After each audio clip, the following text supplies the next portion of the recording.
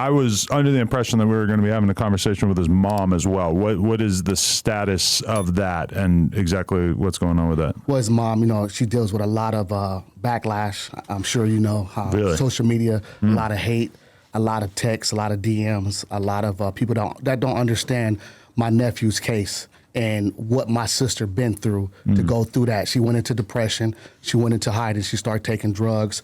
My uncle will let you know a lot about that, but I had to go get her recently and rehab her and get her and love her back because she took that hard on herself that her son got that situation and she wasn't there fully to be his mother all the way. You know what I'm saying? So people don't know that story. They know that my nephew went to jail, but they don't know what my sister did to try to prevent all that situation and what happened. Right. So she's still in Texas? Nuh-uh. She lived with me. Okay. Yeah. In California? No, in Florida. In Florida? Yeah. Okay. Yeah, I live in Florida now. Got it. Yeah. Okay. Because, I was going through the details of the case and stuff. And one interesting thing, I don't know if you know this, is that I do a podcast with a guy named D.W. Flame from Long Beach who represents my family. Right. Baby Insane Crips out of Long Beach, one of the bigger gangs from out there. Yeah. And at the time of TK being born, she was actually associated with that, although I believe that she later on left that. No, she's still from, she's still technically so my mother from from Insane, my mom, my sister, a lot of my cousins, a lot of my uncles, and then a lot of my uncles and aunties on the other side is from 20s. This is Beefy Loki from 20 Crip. He's from East Side. That's my mentor. That's my big homie. He told me a lot of the game when I was little. So Long Beach is a big family. So yeah, we know DW. Okay. Yeah. And family. Yeah. Okay, definitely, great man. Yeah. But so the interesting thing, I guess, about TK, well, tell me a little bit about what you know to have been his mom's situation when he was born, because a lot of speculation. When the story is told of TK online, it's frequently told as a story about, a kid whose parents basically weren't around or were kind of fully in the streets. That wasn't true, though. Okay. Yeah, so that's why I'm here to clarify that because, what I'm saying, I am her brother. She lives with me. We went through a lot. So me and my sister was born in Long Beach, California. Our mother was, she was a crackhead. So we was born in that 80s crack baby situation, After we were born, we moved to Los Angeles, to 101st and Avalon. And, it was me and my dad and my sister. My mom was still dealing with a lot of situations. She happened to sell my sister to a drug house for drugs. And that's really started the snowball effect for... A sister of what age? My sister, I think she had to be 4 or 5 years old. Sold her to a drug house for what purposes? To get more. She didn't have the money. They took so the story is they took my sister through the window. My mom got the she bounced. What were they supposed to do with the kid? Back in the 80s, you know what I'm saying? We don't know what happened to my sister in the house, and she experienced a lot of trauma. That's where the story ends. You never were able to figure out what happened? Well, they said that she was touched on in there. It was a lot of things that speculated. She was a little girl house. Oh my God. Everybody got to put their imagination together what happened. So I don't like to talk about it. Right. I was younger, but she experienced these things before her kids were even born. And my mother, so after that, my mother passed away of HIV when I was 8 or 9 years old. So we suffered that. We lost our mom. Yeah, at a younger age, and it was hard for us. So my sister was never right after that. We had our dad, and my dad was strong. He's from Long Beach. He's a preacher. He did his best to instill discipline into us, but all we knew was gang activities and drug activities.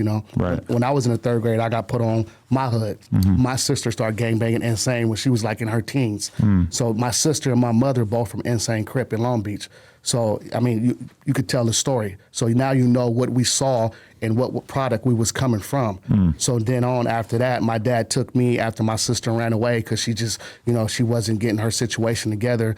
I let her out the house when she ran away in North Long Beach. So she ran away and I never seen her no more after that. Really? So I was like sporadically see her in the streets, in the park, hanging out with her section, doing all these things. As a kid growing up, I would see her because we 2.5 years behind. So I graduated from high school. She didn't. So she was out there in the streets, down on the east side of Long Beach doing what she had to do. And then, just to survive because that's all we knew. Our mother left us in that situation. I listened a little bit more to my father, and she went the other way to figure out life. And I always tell people all the time, if my sister wasn't, she would be dead because I saw her do things harder than the hardest, that I know. And it's no diss to anybody else, but she was with all the, because we saw it with our aunties, our uncles, our cousins, all our cousins gangbang, all our uncles, all our aunties. My mama was from the whole environment. Yeah, the whole environment.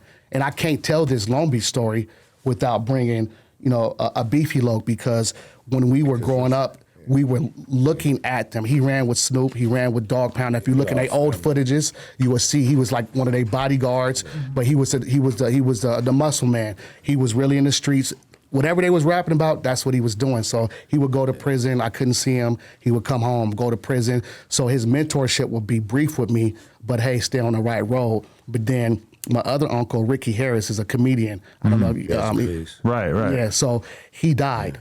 So when he died, it brought me back to Long Beach to get more integrated back with my family, because I left. Them. Yeah, he pushed me to the Army. Pushed them to, because the choice was outside.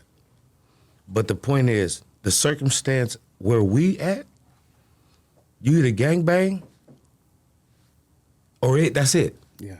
So you speaking to a generation of people to where their circumstance was like a fishbowl. But because these women, we were never given morality or spirituality. We were given condition. So like for him to evolve and come from these things, the better thing is to understand that some people will always be a victim of what happened to them. Right. And the strength to get past it, that's the issue. Because we can blame, but people don't understand that a child that missed something will never get that back. So every wounded child is the thing that is a product of these things. Yeah. Like you are who you are, but you have a moral and a certain compass about yourself because your parents gave that to you. But other people, when it's your choice, they're not as strong as you. And other people can't, but you look at things and say, why? But I won't judge you because of your actions. I'm gonna judge you on what you're trying to do.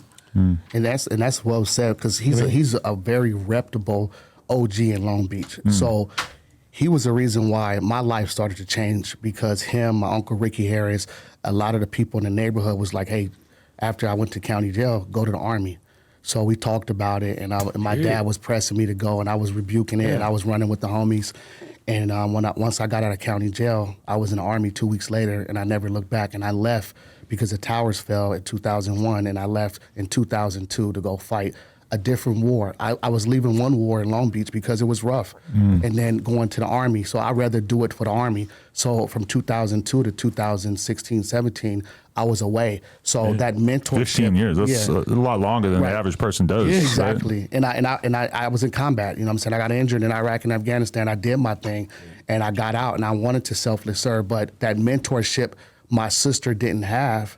A lot of people paint that story on social media about his parents, but they really don't understand the struggle she had to even be her. She didn't have a chance to do anything. All we knew was turmoil. And I know this story goes around and it's poor me, but no, I wanted to justify it and clarify it at the same time and say, while she was having kids, she was still a kid and trying to figure out why her mama died of AIDS and why she was sold to a drug house at an early age. So to me and her, why did our mom give up on us, right?